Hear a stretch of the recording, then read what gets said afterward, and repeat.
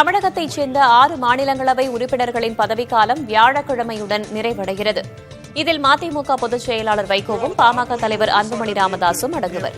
திமுக சார்பில் சண்முகம், முகமது அப்துல்லா, அதிமுக சார்பில் சந்திரசேகரனும் விடைபெறுகின்றனர். இவர்களிடத்திற்கு திமுக சார்பில் வில்சன் மீண்டும் தேர்ந்தெடுக்கப்பட்டார். புதுமுகங்களாக திமுக சார்பில் கவிஞர் சல்மா, முன்னாள் அமைச்சர் சிவலிங்கம், அதிமுக சார்பில் தனபால், முன்னாள் எம்எல்ஏ இன்பதுரை ஆகியோர் மாநிலங்களவைக்கு வருகிறார்கள். முக்கியமாக திமுக ஆதரவுடன் மக்கள் நீதி மய்யம் கட்சித் தலைவர் கமல்ஹாசன் முதன்முறையாக நாடாளுமன்ற உறுப்பினராக வெள்ளிக்கிழமை பதவியேற்கிறார். பணியிடை நீக்கம் செய்யப்பட்ட மயிலாடுதுறை மதுவிலக்கு அமலாக்கப் பிரிவு டிஎஸ்பி சுந்தரேசன் நெஞ்சுவலி காரணமாக ராயப்பேட்டை அரசு மருத்துவமனையில் அனுமதிக்கப்பட்டுள்ளார். அவருக்கு அவசர சிகிச்சை பிரிவில் சிகிச்சை அளிக்கப்பட்டு வருகிறது. அண்மையில் டிஎஸ்பி சுந்தரேசன் உயரதிகாரிகள் தன்னை மனரீதியாக சித்திரவதை செய்ததாக ஊடகங்களுக்கு பேட்டி கொடுத்திருந்தார். அதனைத் தொடர்ந்து பொது ஊழியர்களுக்கான நடத்தை விதிமுறைகளை மீறியதாக அவர் சஸ்பெண்ட் செய்யப்பட்டிருந்தார். பணியிடை நீக்கம் செய்யப்பட்ட டிஎஸ்பி சுந்தரேசனுக்கு ஆதரவாக வீடியோ வெளியிட்ட காவலர் ஆயுதப்படைக்கு மாற்றப்பட்டார். மயிலாடுதுறை மதுவிலக்கு பிரிவு டிஎஸ்பியாக பணிபுரிந்து வந்தவர் சுந்தரேசன். தனக்கு நல்ல வாகனம் வழங்கப்படவில்லை என கூறி பணிகளை கவனிக்க வீட்டிலிருந்து சுந்தரேசன் நடந்து வந்த வீடியோ பரவியது. மேலும் உயரதிகாரிகள் குறித்தும் சுந்தரேசன் பேட்டி அளித்ததால் பணியிடை நீக்கம் செய்யப்பட்டார். இந்நிலையில் சுந்தரேசனுக்கு ஆதரவாக கிண்டி காவல் நிலைய காவலர் செல்வம் வீடியோ வெளியிட்டிருந்தார். அதில் சுந்தரேசன் நேர்மையானவர் என்றும் அவர் பழிவாங்கப்படுவதாகவும் தெரிவித்திருந்தார். இந்த வீடியோவும் பரவிய நிலையில் காவல்துறை அதிகாரிகள் துறை ரீதியான விசாரணை நடத்தி காவலர் செல்வத்தை ஆயுதப்படைக்கு மாற்றி உத்தரவிட்டனர். அதுல ஒரு வித்தியாசமானவர், நேர்மையானவர். திருப்புவனம் அஜித்குமார் காவல் கொலை வழக்கில் அரசு மற்றும் தனியார் மருத்துவமனை மருத்துவர்களிடம் சிபிஐ அதிகாரிகள் விசாரித்தனர். மதுரை சிபிஐ அலுவலகத்தில் மடப்புரம் கோவில் ஊழியர்களான கண்ணன், கார்த்திக் மற்றும் கோவில் கண்காணிப்பாளர் பாஸ்கர் ஆகியோர் ஆஜராகினர். அஜித்குமார் கொண்டு செல்லப்பட்ட தனியார் மற்றும் அரசு மருத்துவமனை மருத்துவர்கள், ஊழியர்கள் ஆகியோரும் ஆஜராகினர். அவர்களிடம் சிபிஐ டிஎஸ்பி மோஹித்குமார் தலைமையிலான அதிகாரிகள் விசாரணை நடத்தினர்.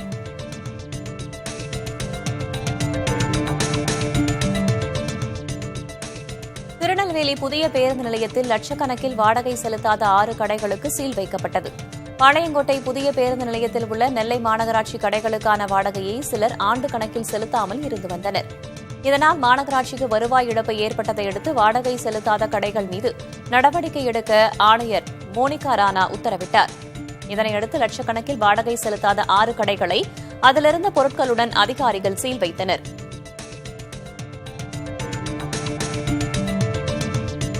பெரியகுளம் நகராட்சியில் இறந்த பன்றிகளை குழி தோண்டி புதைக்காமல் குப்பை கிடங்கில் தீ வைத்து கொளுத்துவதாக பொதுமக்கள் குற்றம் சாட்டுகின்றனர். இதனால் குப்பை கிடங்கை சுற்றியுள்ள கிராம மக்கள் துர்நாற்றம் மற்றும் சுவாச கோளாறுகளால் அவதிப்படுவதாக தெரிவிக்கின்றனர். இறைச்சி கடைகளின் கழிவுகளும் இவ்வாறு எரிக்கப்படுவதாக கூறப்படுகிறது. இதுகுறித்து காவல்துறையில் புகார் அளித்துள்ளதாகவும் தீ வைப்பதை தடுக்க நடவடிக்கை எடுக்கப்பட்டுள்ளதாகவும் சுகாதார ஆய்வாளர் தெரிவித்துள்ளார். கேரளாவின் ஆலப்புழா அருகே கடந்த மாதம் கண்டெய்னர் லாரியிலிருந்து 3,24,00,000 ரூபாய் கொள்ளையடிக்கப்பட்ட வழக்கில் திருவாரூரைச் சேர்ந்த 4 பேர் கேரள தனிப்படை காவல்துறையினரால் கைது செய்யப்பட்டனர். இந்த கொள்ளையில் தமிழ்நாட்டைச் சேர்ந்த 11 பேர் கொண்ட கும்பல் ஈடுபட்டது தெரியவந்துள்ளது. சிசிடிவி காட்சிகள் மூலம் அடையாளம் காணப்பட்ட வாகனத்தின் உரிமையாளர் ஸ்ரீராம் உட்பட 4 பேர் கைது செய்யப்பட்டுள்ளனர். இவ்வழக்கில் தொடர்புடைய துரையரசன், சதீஷ், ராஜேஷ், ஹரிக்குமார் ஆகியோர் தேடப்பட்டு வருகின்றனர்.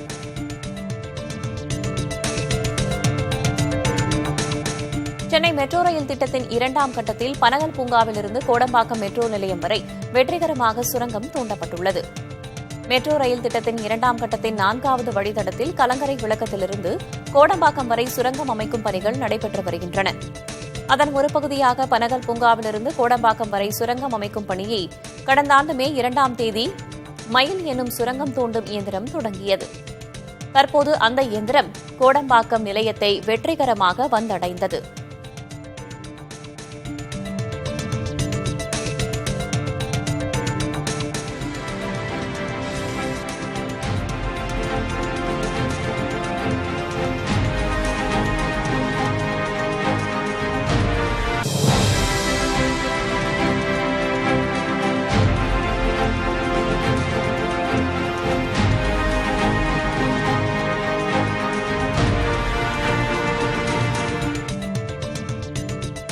நடிகர் சூர்யாவின் 50வது பிறந்த நாளை முன்னிட்டு அவரது வீட்டின் முன்பு குவிந்து ரசிகர்கள் வாழ்த்து தெரிவித்தனர்.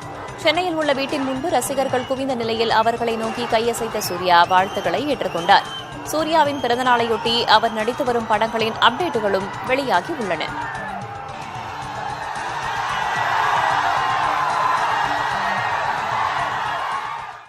சுதந்திர போராட்ட வீரரும் கேரளாவின் முன்னாள் முதல்வருமான அச்சுதானந்தன் மறைவுக்கு தமிழகத்தின் பல்வேறு இடங்களில் அஞ்சலி செலுத்தப்பட்டது. தஞ்சை மாவட்டம் பட்டுக்கோட்டையில் அனைத்துக் கட்சியினர் சார்பில் அச்சுதானந்தன் உருவப்படத்துக்கு மலர் தூவி மரியாதை செலுத்தினர். அதேபோல திருவாரூர் மாவட்டம் திருத்துறைப்பூண்டியிலும் திமுக, காங்கிரஸ், சிபிஎம், சிபிஐ, தேமுதிக, விசிக உள்ளிட்ட அனைத்துக் கட்சிகளின் சார்பில் நினைவு அஞ்சலி அனுசரிக்கப்பட்டது. நெல்லை பாளையங்கோட்டை அருகே அரசு பேருந்து மோதி இருசக்கர வாகனத்தில் சென்றவர் உயிரிழந்தார். பாளையங்கோட்டை என்ஜிஓ காலனி அருகே பாலகிருஷ்ணன் என்பவர் இருசக்கர வாகனத்தில் சாலையை கடக்க முயன்றார். அப்போது திசையின் விலையில் இருந்து நெல்லை நோக்கி வந்த அரசு பேருந்து இருசக்கர வாகனம் மீது மோதியதில் பாலகிருஷ்ணன் நிகழ்விடத்திலேயே உயிரிழந்தார்.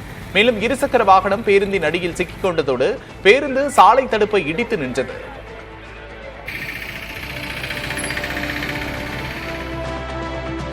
திருவள்ளூரில் சிறுமி பாலியல் வன்கொடுமை செய்யப்பட்ட விவகாரத்தில் 12 நாட்களாகியும் குற்றவாளியை கைது செய்யாததை கண்டித்து இந்திய மாதர் தேசிய சம்மேளனம் சார்பில் ஆரப்பாக்கம் காவல் நிலையத்தை முற்றுகையிட்டு போராட்டம் நடைபெற்றது. குற்றவாளியை விரைந்து கைது செய்ய வேண்டும், பாதிக்கப்பட்ட சிறுமிக்கு நீதி வழங்க வேண்டும், நிர்பயா நிதி போன்று இழப்பீடு வழங்க வேண்டும் உள்ளிட்ட கோரிக்கைகளை வலியுறுத்தி கண்டன முழக்கங்களை எழுப்பினர்.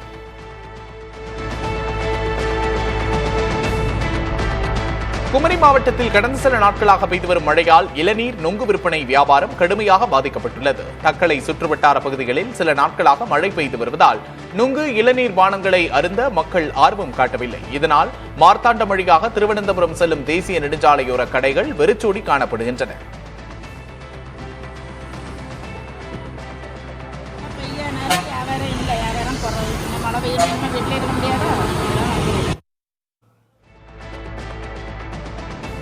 அமெரிக்காவின் அலபாமா மாகாணத்தில் நடைபெற்ற உலக காவல்துறை வீரர்களுக்கான தடகள போட்டியில் சேலம் இரும்பாலை மதுவிலக்கு பிரிவில் தலைமை காவலராக பணியாற்றும் சுரேஷ்குமார் தங்கம், வெள்ளி, வெண்கல பதக்கங்களை வென்று சாதனை படைத்துள்ளார். நீளம் தாண்டுதலில் தங்கம், 100 மீட்டர் ஓட்டத்தில் வெள்ளி, 400 மீட்டர் ஓட்டத்தில் வெண்கலம் என்று இந்தியாவுக்கு பெருமை சேர்த்த தலைமை காவலருக்கு பாராட்டுகள் குவிந்து வருகின்றன.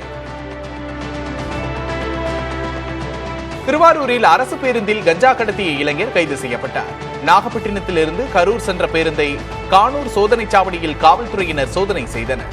அப்போது 1.5 கிலோ கஞ்சா வைத்திருந்த சிக்கல் பகுதியைச் சேர்ந்த ஜெயசீலன் என்பவரை காவல்துறையினர் கைது செய்து கஞ்சாவை பறிமுதல் செய்தனர். புதுச்சேரியில் அனைத்து தொழிற்சங்கங்களின் சார்பில் தொழிலாளர் துறை அலுவலகத்தில் குப்பை கொட்டும் போராட்டம் நடைபெற்றது. தொழிலாளர் துறை வளாகம் சுத்தம் செய்யப்படாமல் குப்பைகள் நிறைந்து காணப்படுவதாகவும், கழிவறைகள் முறையாக சுத்தம் செய்யப்படாததால் அலுவலகத்துக்கு வரும் பொதுமக்கள் மற்றும் ஊழியர்கள் மிகுந்த சிரமத்திற்கு உள்ளாவதாகவும் புகார் தெரிவித்து போராட்டம் நடத்தப்பட்டது. கையில் துடைப்பம் மற்றும் குப்பை தொட்டியோடு வந்தவர்களை காவல்துறையினர் தடுத்து நிறுத்தியதை அடுத்து அலுவலக வாயில் முன்பு கண்டன முழக்கமிட்டனர். அமெரிக்கா விசா வைத்திருக்கும் வெளிநாட்டினருக்கு அமெரிக்க தூதரகம் கடுமையான எச்சரிக்கை விடுத்துள்ளது. தாக்குதல், குடும்ப வன்முறை அல்லது பிற கடுமையான குற்றங்களுக்காக கைது செய்யப்பட்டால் விசா உடனடியாக ரத்து செய்யப்பட்டு அமெரிக்காவில் நுழைவதற்கான தகுதியை இழக்க நேரிடும் என்று தூதரகம் தெரிவித்துள்ளது. அமெரிக்க விசா என்பது ஒரு சலுகை, உரிமை அல்ல என்று அமெரிக்க தூதரக அதிகாரிகள் அறிக்கை வெளியிட்டுள்ளனர். அமெரிக்க மண்ணிலோ அல்லது வெளிநாட்டிலோ செய்யப்படும் குற்றச் செயல்கள் கடுமையான குடியேற்ற தடைகளை ஏற்படுத்தும் என்றும் குறிப்பிட்டுள்ளனர். திருட்டு போன்ற குற்றங்களும் கடுமையான மீறல்களாக கருதப்பட்டு குறிப்பிடத்தக்க விளைவுகளை ஏற்படுத்தும் என்றும் எச்சரித்துள்ளனர். இலங்கையில் வரலாற்று சிறப்புமிக்க மட்டக்களப்பு அமீர்கழி மாமங்கேஸ்வரர் கோவிலில் நடைபெற்ற தேரோட்டத்தில் திரளான பக்தர்கள் பங்கேற்றனர். ராமாயணத்தில் லங்காபுரியை எரித்த ஆஞ்சநேயர் தனது வாளை நீரில் நனைத்து கோபம் தணித்த திருத்தலமாக இது வணங்கப்படுகிறது. ராமபிரானால் வணங்கப்பட்ட இந்த மாமங்கேஸ்வரர் கோவிலில் கடந்த வாரம் ஆடி திருவிழா தொடங்கியது. தமிழர்கள் அதிகம் வசிக்கும் பகுதி என்பதால் தமிழ்நாட்டில் உள்ள கோவில்களைப் போலவே அனைத்து வைபவங்களும் நடத்தப்படுகின்றன. ஆடி திருவிழாவின் முக்கிய அம்சமாக தேரோட்ட வைபவம் நடைபெற்றது. சிறப்பு பூஜைகளை தொடர்ந்து அங்கு திரண்டிருந்த பக்தர்கள் திரளானோர் கோவில் வெளிவீதியில் திருத்தேரை வடம் பிடித்து இழுத்தனர்.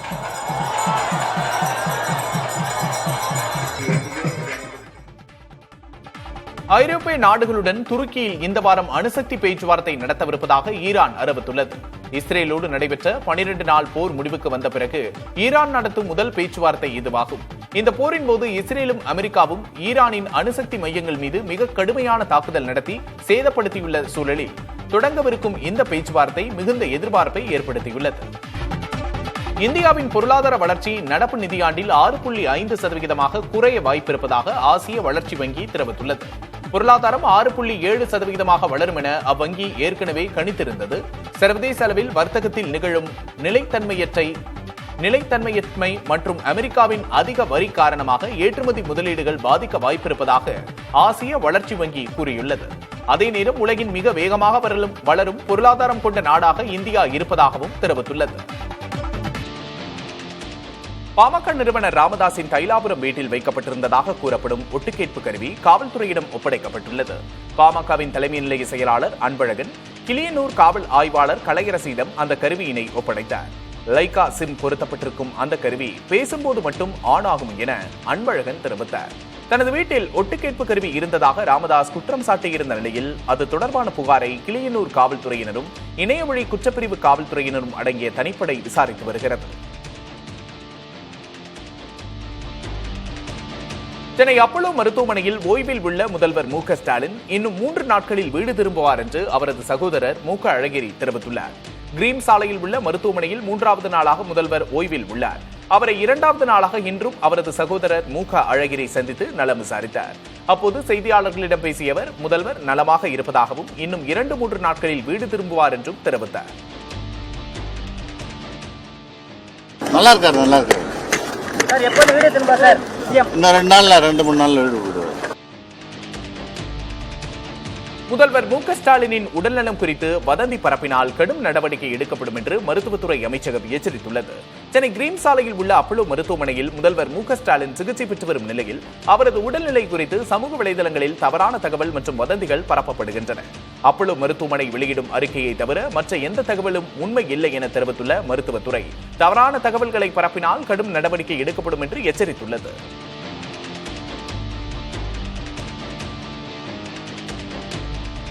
தமிழ்நாட்டின் 4 மாவட்டங்களில் இன்றும் நாளையும் கனமழைக்கு வாய்ப்பிருப்பதாக சென்னை வானிலை ஆய்வு மையம் தெரிவித்துள்ளது. வளிமண்டல மேலடுக்கு சுழற்சி காரணமாக இன்றும் நாளையும் நீலகிரி, தேனி, தென்காசி மற்றும் கோயம்புத்தூர் மாவட்டத்தின் மலைப்பகுதிகளில் கனமழைக்கு வாய்ப்பிருப்பதாக வானிலை ஆய்வு மையம் தெரிவித்துள்ளது. அதேபோல தமிழகத்தின் ஒரு சில இடங்களிலும் புதுவை மற்றும் காரைக்கால் பகுதிகளிலும் மிதமான மழைக்கு வாய்ப்பிருப்பதாக தெரிவித்துள்ளது. தமிழக கடலோர பகுதிகள், மன்னார் வளைகுடா மற்றும் குமரி கடல் பகுதிகளில் சூறாவளி காற்று மணிக்கு 60 கிலோமீட்டர் வரை வீசக்கூடும் என்று கூறியுள்ள வானிலை ஆய்வு மையம் மீனவர்கள் கடலுக்கு செல்ல வேண்டாம் என்றும் அறிவுறுத்தியுள்ளது.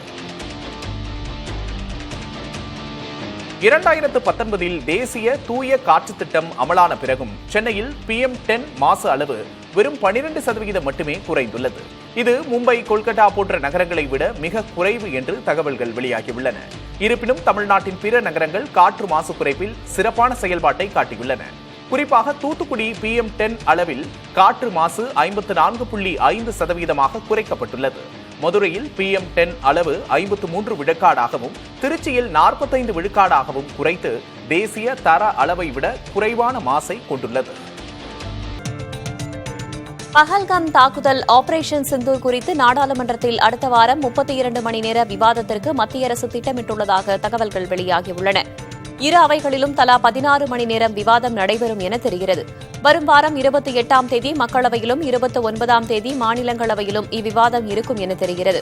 இவ்விவகாரங்கள் குறித்து நாடாளுமன்றத்தில் விரிவாக விவாதிக்க வேண்டும் என்றும் தங்கள் கேள்விகளுக்கு பிரதமர் பதிலளிக்க வேண்டும் என்றும் எதிர்க்கட்சிகள் வலியுறுத்தி வருகின்றன. பீகார் வாக்காளர் பட்டியல் சிறப்பு திருத்த நடவடிக்கைக்கு எதிராக எதிர்க்கட்சி உறுப்பினர்களின் அமளி நீடித்ததால் நாடாளுமன்ற அலுவல்கள் 3வது நாளாக பாதிக்கப்பட்டன. பீகாரில் மேற்கொள்ளப்படும் வாக்காளர் பட்டியல் சிறப்பு திருத்த நடவடிக்கைகளை திரும்பப் பெற வேண்டும் என பதாகைகளை ஏந்தி எதிர்க்கட்சி உறுப்பினர்கள் மக்களவையின் மையப்பகுதிக்கு வந்து குரல் எழுப்பினர். அமளி நீடித்ததால் சபாநாயகர் மக்களவையை நாள் முழுவதும் ஒத்திவைத்தார். இதே காரணத்திற்காக மாநிலங்களவையும் நாள் முழுவதும் ஒத்திவைக்கப்பட்டது. பீகார் விவகாரம் ஆபரேஷன் சிந்தூர் குறித்து விவாதிக்க வலியுறுத்தி எதிர்க்கட்சி உறுப்பினர்கள் நாடாளுமன்ற வளாகத்திலும் போராட்டம் நடத்தினர். இதனிடையே மாநிலங்களவையில் தமிழக மீனவர்கள் விவகாரம் தொடர்பாக மதிமுகவின் வைகோ கோரிக்கைகளை முன்வைத்தார். அவையில் பேசிய வைகோ, இலங்கை கடற்படையால் கைது செய்யப்பட்ட அனைத்து தமிழக மீனவர்களை விடுவிக்க மத்திய அரசு நடவடிக்கை எடுக்க வேண்டும் என வலியுறுத்தினார். மீனவர்கள் கைது செய்யப்படுவதை தடுக்க நிரந்தர தீர்வு காண வேண்டும் என்று கேட்டுக்கொண்ட வைகோ இதற்கு கச்சத்தீவு ஒப்பந்தத்தை மறுபரிசீலனை செய்து அதனை திரும்பப் பெற வேண்டும் என வேண்டுகோள் விடுத்தார். மேலும் இலங்கை மீது பொருளாதார கட்டுப்பாடுகளை விதிக்க வேண்டும் என்றும் வைகோ தெரிவித்தார்.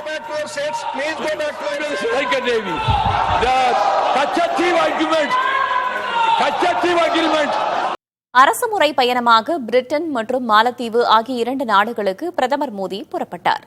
4 நாட்கள் கொண்ட இப்பயணத்தில் முதலில் லண்டனுக்கு செல்லும் பிரதமர் பிரிட்டன் பிரதமர் கீர் ஸ்டாமரை சந்திக்கிறார். இதில் 2 நாடுகளுக்கிடையிலான வரியற்ற வர்த்தக ஒப்பந்தமும் கையெழுத்தாகும் என எதிர்பார்க்கப்படுகிறது. இது தவிர பாதுகாப்பு, கல்வி, ஆராய்ச்சி, தொழில்நுட்பம் உள்ளிட்ட துறைகளில் ஒத்துழைப்பு குறித்தும் இரு தலைவர்களும் பேசுகின்றனர். இப்பயணத்தில் பிரிட்டன் மன்னர் 3ஆம் சார்லஸையும் பிரதமர் மோடி சந்திக்க உள்ளார். இப்பயணத்திற்கு பின்பு மாலத்தீவு செல்லும் பிரதமர் அங்கு மாலத்தீவின் 60வது சுதந்திர தின கொண்டாட்டத்திலும் பங்கேற்கிறார். மகாராஷ்டிரா மாநிலம் மும்பையில் கொட்டி தீர்த்து வரும் கனமழையால் பொதுமக்களின் இயல்பு வாழ்க்கை பாதிக்கப்பட்டுள்ளது. மும்பையில் 3வது நாளாக கனமழை கொட்டி தீர்த்து வருகிறது.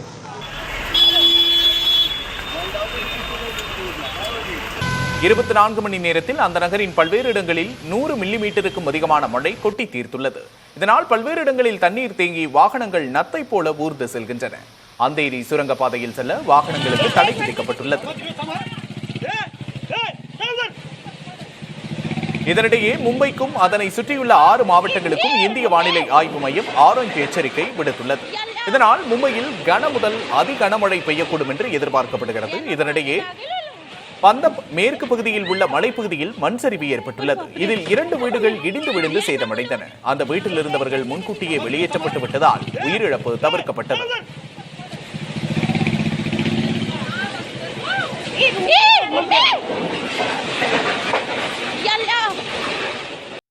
AI தொழில்நுட்பத்துடன் கூடிய பிரேஸ்லெட்டுகளை தயாரிக்கும் ஸ்டார்ட் அப் நிறுவனத்தை வாங்க அமேசான் திட்டமிட்டுள்ளது. சான் பிரான்சிஸ்கோவை தலைமையிடமாக கொண்டுள்ள பி என்ற ஸ்டார்ட் அப் நிறுவனம் உரையாடல்களை கேட்பதற்கும் மொழிபெயர்ப்பதற்கும் பயன்படுத்தப்படும் வகையில் பிரேஸ்லெட்டுகளை தயாரிக்கிறது. இதற்கான ஒப்பந்தம் மேற்கொள்ள உள்ளதாக பி நிறுவனத்தின் தலைமை செயல் அதிகாரியும் இணை நிறுவனருமான Maria de Lourdes Solo LinkedIn பக்கத்தில் பதிவிட்டுள்ளார்.